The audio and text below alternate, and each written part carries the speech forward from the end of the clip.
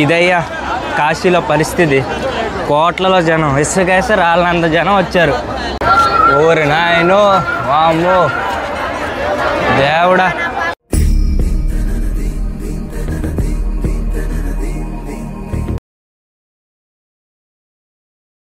Hello అండి, నేను మీ ట్రావెలర్లకి. ఈరోజు మేము కాశీ విశ్వనాథ్ దర్శనానికి అయితే వెళ్ళబోతున్నాము.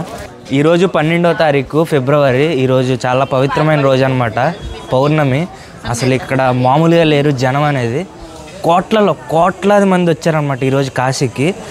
మినిమం మామూలుగా అయితే 3 అవర్స్లో పట్టే దర్శనం ఇప్పుడు 10 అవర్స్ పైన పడుతుందంట. మేము సైకిల్ బాబా ఆశ్రమం దగ్గర ఉన్నాం అనమాట. పక్కనే ఒక రూమ్ తీసుకున్నాము, 1000 రూపీస్ పడింది.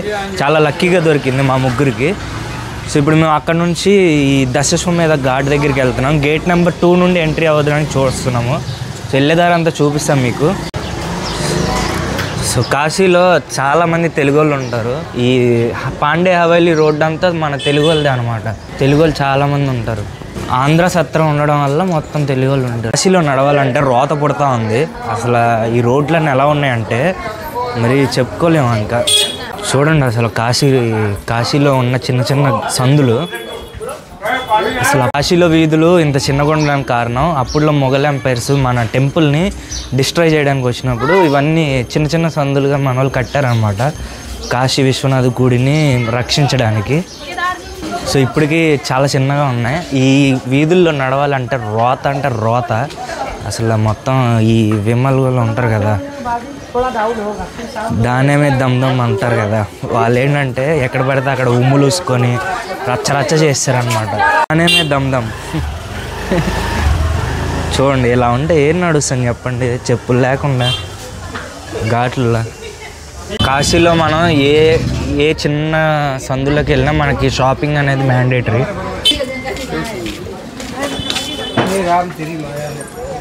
సో స్టార్ట్ అయిపోయారు జనాలు ఇక్కడ నుండి.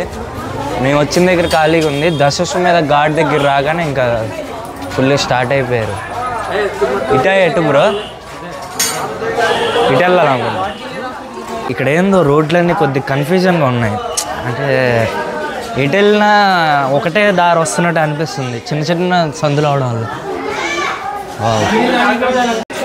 ఇది దశాశ్వమేధ ఘాట్ ఎంట్రన్స్ మనకి. ఇది ఎంట్రన్స్.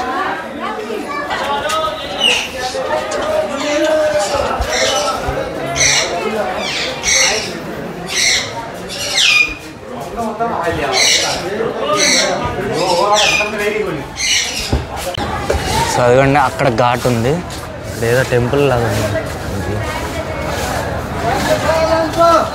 వచ్చేసాం ఘాట్ దగ్గరికి వచ్చేసాం. ఇదయ్యా కాశీలో పరిస్థితి. కోట్లలో జనం, ఇసుకేసి రాళ్ళంత జనం వచ్చారు. వామ్మో ఓరి నాయనో. సో ఒక్క బోటు ఖాళీ లేదు, బోట్ ఎక్కుదా ఉంది. ఇది శీతల ఘాట్ పరిస్థితి అనమాట. ఇది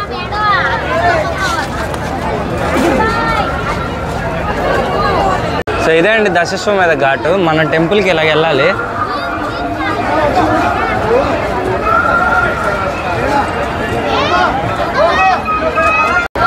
ఓరి నాయనో, వామ్మో దేవుడా.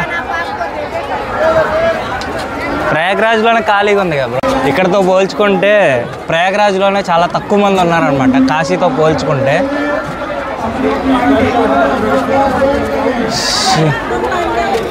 దేవుడా, చెయ్యి వదిలితే తప్పిపోయేలా ఉన్నాం ఇక్కడ. చెయ్యి పట్టుకునే ఉండాలి, చెయ్యి వదిలితే అంతే సంగతులు ఇంకా. సో లాస్ట్ టైం నేను వచ్చినప్పుడు నాకు 3 అవర్స్లో అయిపోయింది. ఇప్పుడు మినిమం 7 అవర్స్ పడుతుందంట దర్శనానికి. 7 to 10 కూడా పట్టచ్చు. అంటే చూపించాను కదా జనాలు ఎంతమంది ఉన్నారో. ఇంకా దారుణం, ఈరోజు పౌర్ణమి అవడం వల్ల చెప్పుకోలేము. ఇంకా ఈరోజు కానీ మాకు దర్శనం అయితే మా అంత అదృష్టవంతులు ఎవరు ఉండరు. పౌర్ణమి రోజు చాలా పవిత్రమైన రోజు అనమాట. సో పిచ్చికాయలు ఉన్నాయి, తీసుకున్నాం. ఇవి తినచ్చంట.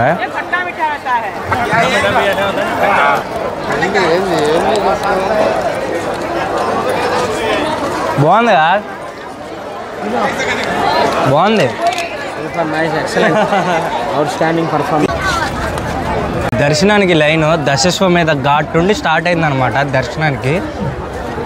చూడండి. సో అక్కడ మనకి హారతి ఇస్తారు నైట్ టైం 6 నుంచి స్టార్ట్ అవుతుంది అనమాట హారతి. ఇప్పుడు ఇంతమంది ఉండడం వల్ల హారతి అయితే క్యాన్సిల్ చేస్తారు.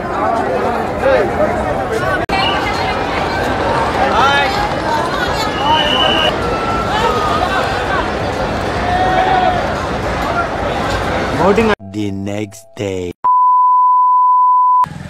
సో ఫ్రెండ్స్, నిన్నైతే మా దర్శనం అవ్వలేదు.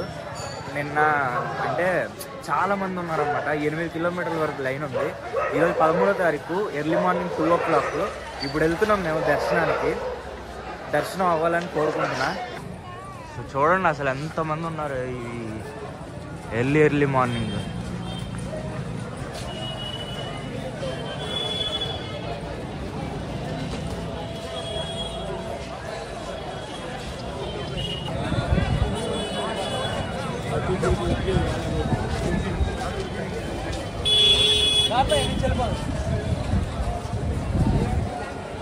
సో గోడలు దూకేసి వస్తున్నారు మా వాళ్ళు. లైఫ్ రిస్క్ అయిపోయింది మ్యాటర్. సో ప్రెజెంట్ అయితే మేము నంది జంక్షన్ దగ్గర ఉన్నాము. ఈ నంది జంక్షన్ నుండే మేము లైన్లోకి అయితే రావడం జరిగింది. సో ఎవరు పడితే వాళ్ళు గోడలు దూకేసి పోతున్నారు. అసలు లైన్ మెయింటైన్ చేయట్లేదు, ఏం మెయింటైన్ చేయట్లేదు.